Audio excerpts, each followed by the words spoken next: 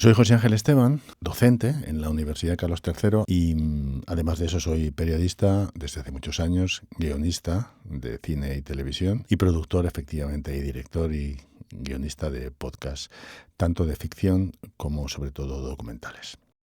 El podcast realmente ha cambiado el formato sonoro, no solamente el radiofónico, porque ahora mismo el podcast, es decir, las narraciones sonoras en cualquier formato, sea conversacional, sea de investigación, sea narrativo, sea de ficción, los contenidos sonoros, insisto, están en todas partes.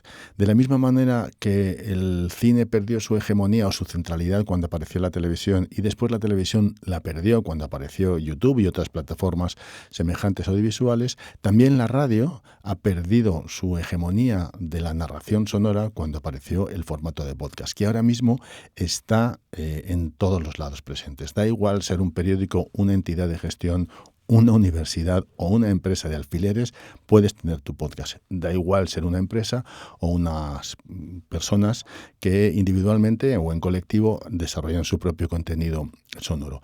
Eso significa que efectivamente ha cambiado el gremio radiofónico de manera absolutamente expansiva y obliga, por una parte, a la radio a mejorar y a perfilar muy bien aquello que hace y, por otra parte, al podcast a afinar también aquellos objetivos narrativos y también de público, de audiencia al que se refieren, al que se dirigen.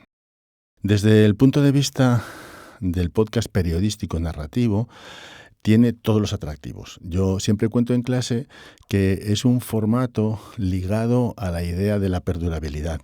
No puedes hacer contenidos que se mueran en el mismo día porque es muy difícil competir contra la viralidad de las redes sociales o contra la propia viralidad de los medios que inmediatamente se renuevan y se regeneran cada segundo con contenidos. Hay que pensar historias que perduren. Hay que pensar historias que permanezcan, que estén siempre frescas, pero también tiene una capacidad distinta al día a día. Tiene la capacidad de profundizar en historias, de contarlas más largamente, más en profundidad. Tiene la capacidad de recuperar historias perdidas o no tratadas lo suficientemente con interés y volverlas a contar. Tiene la posibilidad de investigar, tiene la posibilidad fundamentalmente de narrar y de seducir. Es decir, el podcast narrativo, el podcast periodístico narrativo es en realidad una herramienta de seducción para el oyente.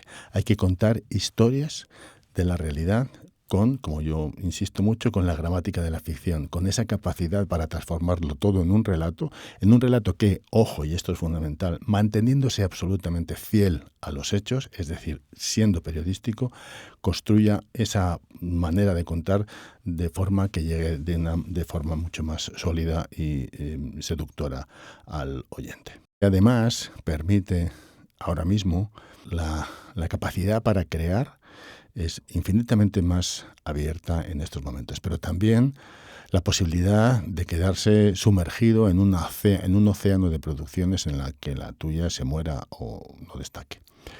Eso implica dos cosas. Por una parte, definir muy bien a quién te diriges, cuál es tu objetivo, tu audiencia, tu nicho de audiencia, si quieres.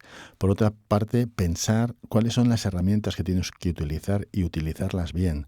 Si la universidad sirve para algo, sirve para dos cosas. Uno, para analizar y descubrir cómo funcionan las cosas, cómo funciona el mundo, en este caso el mundo de la información, y también a partir de ese análisis para definir y usar muy bien las herramientas que te permitan construir esas narrativas, esos productos.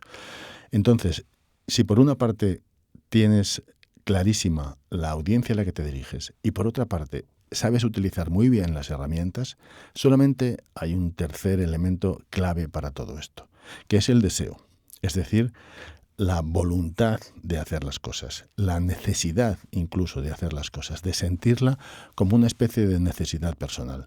Esa necesidad, ese deseo mantenido en el tiempo, esa capacidad de desarrollar una voluntad y de ejercer una voluntad para hacer algo de manera preciosa y precisa, más el conocimiento y la capacidad de análisis, es aquello que, en este caso, aplicado al mundo de la creación sonora y del podcast, va a ser fundamental.